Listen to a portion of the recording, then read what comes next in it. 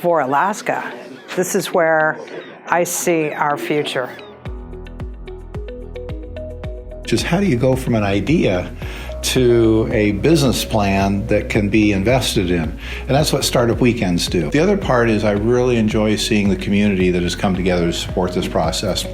Well, Startup Weekends have had kind of three main components to them. They start off Friday evenings with an opportunity for people to share their ideas. About 2/3 of the people will share some ideas. Suddenly found myself pitching an idea and had so much fun exploring it with this totally awesome team during that weekend that it became a key component of my company, 60 Hertz. But there's usually 1/3 of the folks that don't have an idea and they don't really want to put themselves out there. And they're more interested in hearing other people's ideas and maybe finding a team that's going to work on an idea that interests them. Saturday, they spend the day working on trying to get some basic understanding of the business model. What's the innovative value proposition we're creating?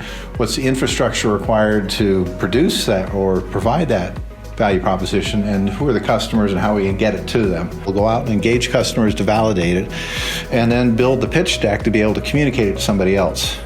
And that's the foundation, the bridge, if you will, between people's ideas and their aspirations and actually being able to build a new venture that's investable. For us, Startup Weekend is the reason we exist. There was so much progress made over the course of one weekend that we actually had enough that we could launch. We could start working on the project. And 6 months later, we were pretty sure we had a good idea.